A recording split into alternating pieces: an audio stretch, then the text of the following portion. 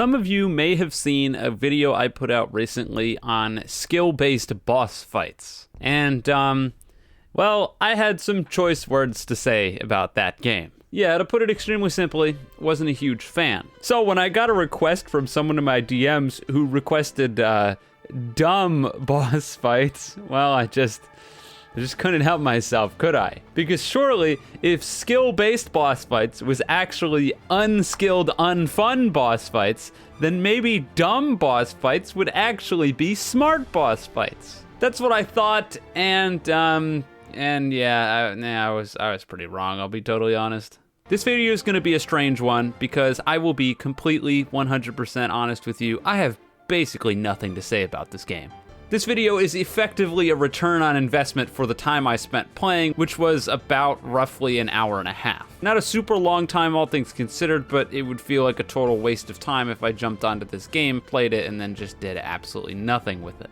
Now, why do I say that I have basically nothing to say about this game? Well, that's a pretty simple thing to answer, and that's because, for all intents and purposes, this game is not all that complex, not all that in-depth, and so there isn't a whole lot that can be said. The premise in the game is about as simple as it gets. You're put in a boss fight arena with a bunch of teammates, and your goal is to kill the boss.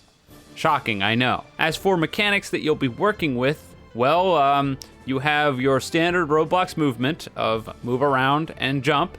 You can attack with whatever melee weapon that you have, because melee weapon's all you got.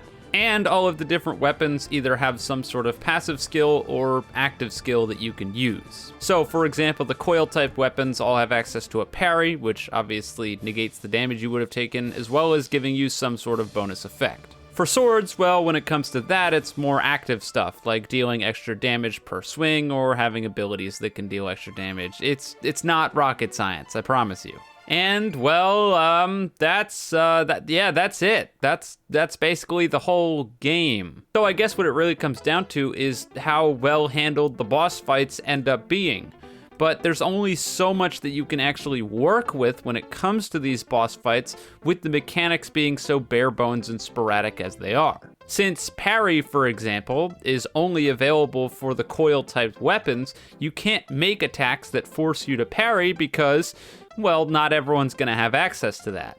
Without any sort of dash or movement ability, any attack that might cause a quick reaction of a dash to move out of the way can't exist. So the attacks in the game are relegated to pretty much the same couple of archetypes. You have melee attacks that only really work when you're within range, ranged attacks where the opponent will either throw something or, shoot something at you, dash attacks, which are self-explanatory, and then hazard attacks, where parts of the ground will start lighting up, and if you're in that area, once it fully lights up, you'll take damage. Pretty much every single boss in the entire game has some iteration of all of these different attacks. And it's very, very rare that it's going to stray from this because, well, it sort of can't. Like I said, it's an extremely simple game at its core, and so with that, there's only so many attacks that can exist. So that begs the question, I suppose, is the game any fun?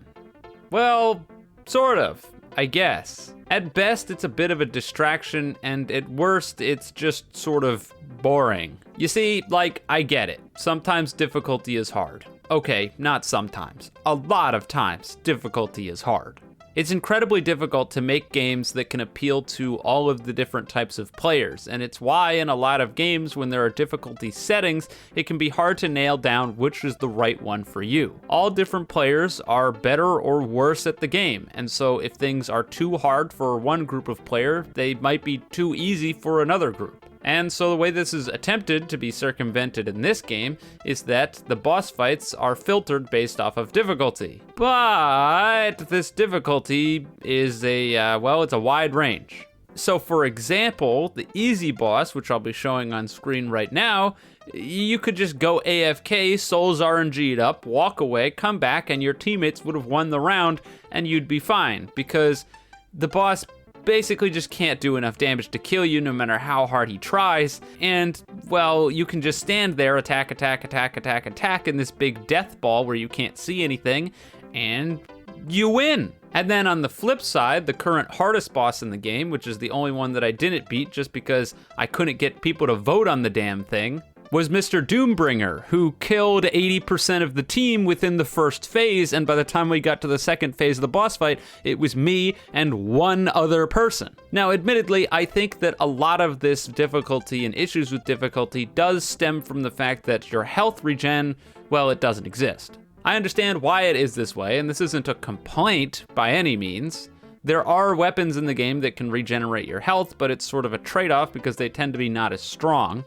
And so your choice is basically, do you want to be able to do more damage but not be able to heal yourself, or be able to heal yourself but do less damage? It's an interesting choice. I don't think it's a super great one, but it's not awful by any rights. That said, the problem then becomes, obviously, if you have a bunch of people who take a bunch of damage right at the beginning, they can't ever heal that back. So even if they hide in the corner and do nothing, well, it doesn't matter. I do have to give a fair amount of credit to the people behind this, though. I did feel like the 1x, 1x, 1x, 1x boss fight was actually pretty well done and almost certainly the most fun that I played. It has multiple phases to the boss fight, as well as several times where the boss will go invincible and it will go into a sort of sub-phase of the boss battle, and then once that sub-phase is over, you get a damage phase more akin to a lot of traditional boss fights that I've played. It was just a huge switch up compared to, well, all of the other boss fights in the game, and I can appreciate that. Not perfect by any rights and plenty of flaws, but still fun to play nonetheless.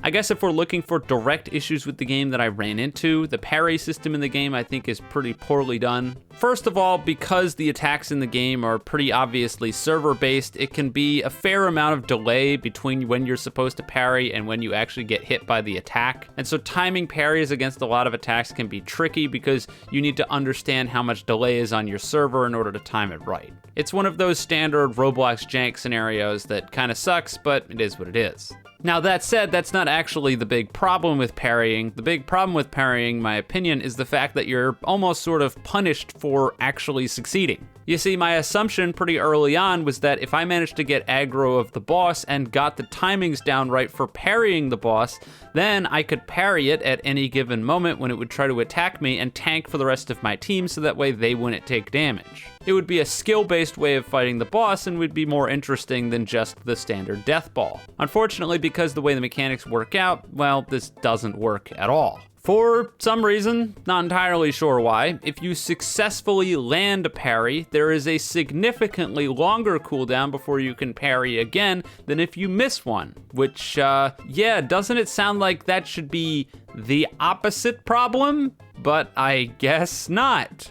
Maybe they were worried about people overlaying effects by multi-parrying a whole bunch of enemies at once, or maybe they thought it would be too overpowered, but it's very jarring, especially before you figure it out, because you'll wait the allotted time that you think you need in order to parry again, hit the button, and nothing happens.